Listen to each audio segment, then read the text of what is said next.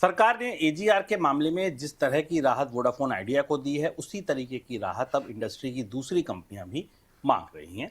भारतीय एयरटेल और टाटा ग्रुप की दो कंपनियां यानी टाटा टेली सर्विसेज और टाटा टेली सर्विसेज महाराष्ट्र इसकी तैयारी कर रही हैं। जल्दी एजीआर बकाये पर राहत के लिए सरकार से संपर्क भी कर सकती हैं, ऐसी चर्चा है। सर, सरकार क्या फंस गई कि एक को राहत दी तो अब सब मांगने आ गए?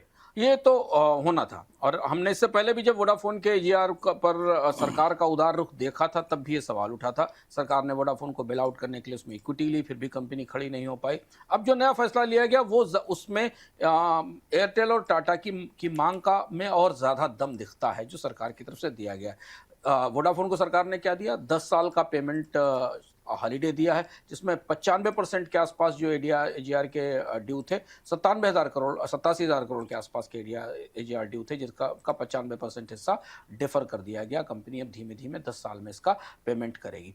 अब इसके बाद जो भारतीय एयरटेल के एजीआर ड्यूज हैं वो 44,000 से 48,000 करोड़ के आसपास हैं, और एयरटेल का मानना है कि उसने 13,000 करोड़ रुपए के आसपास पे भी किया है। इसके अलावा टाटा के ड्यूज हैं।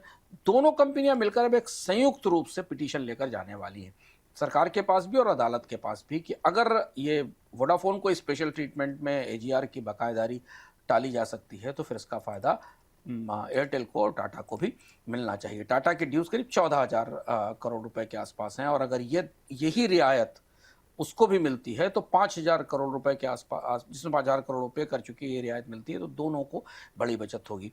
खासतौर पर एयरटेल के स्टॉक के लिए ये बड़ा पुश होगा, बड़ा पॉजिटिव ट्रिगर होगा अगर सरकार वोडाफोन जैसा ही पैकेज या जैसा ही बेल आउट एयरटेल और टाटा टेली सर्विसेज को देती है। और अब अगले 2-4 दिनों में, 5 दिनों में इस पर बार बार सरकार की तरफ से हस्तक्षेप की या कंपनी की तरफ से कोशिशों की खबरें सामने आएंगी। एविएशन रेगुलेटर डीजीसीए ने एयरलाइंस कंपनियों से जुड़ा डेटा कंपटीशन कमीशन सीसीआई से साझा किया है। ये डेटा दिसंबर के दौरान आए संकट से जुड़ा है। इस डेटा में यात्रियों की संख्या के साथ एयरलाइंस की कमाई और उसकी क्षमता की जानकारी दी गई है। कुछ ऐसा डेटा है जिसे एयरलाइंस को सौंपना है, उसके लिए एयरलाइंस ने सीसीआई से मोहलत भी मांगी गई है। सर, ऐसी क्या सूचना मांग ली? पहली बात तो जिसके लिए मोहलत, और जो सूचना दी गई है वो क्या क्या है? खास तौर पर ये डेटा इंडिगो का है। हालांकि सारी एयरलाइंस का डेटा गया है, इंडिगो का, एयर इंडिया, स्पाइस जेट और अकासा का, सबका। खासतौर से 1 से 15 दिसंबर की जो विंडो थी, जब इंडिगो ने की पायलट्स वाली क्राइसिस आई थी, उस समय का डेटा भेजा गया। सीसीआई को ये बताया गया है कि इंडिगो, जिसका 63 से 65% मार्केट हिस्सा है, उसने उस दौरान किराए कैसे थे, क्या उसने अपनी जो डोमिनेंट पोजीशन थी, जो मोनोपोली पोजीशन थी इन रूट्स के ऊपर, उसका इस्तेमाल कैसे किया, बाकी एयरलाइंस के किराए पर कितना असर पड़ा, और परिस्थिति उस दौरान कैसी थी, कंपनियां कैसे व्यवहार कर रही थी, इसकी जानकारी दी गई है। और रूट वाइज डेटा भी दिया गया, फेयर का डेटा भी दिया गया।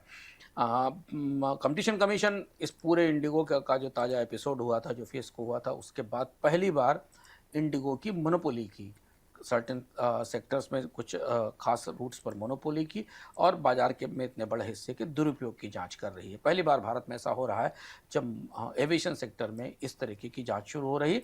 तो ये आंकड़ा सीसीआई के, कंपटीशन कमीशन के जांच में और उनकी रिपोर्ट में मदद करेगा। रिपोर्ट जांच में 2-3 महीने चलने की संभावना है, और अगर मोनोपोली पाई गई तो इंडिगो को जुर्माना चुकाना पड़ेगा।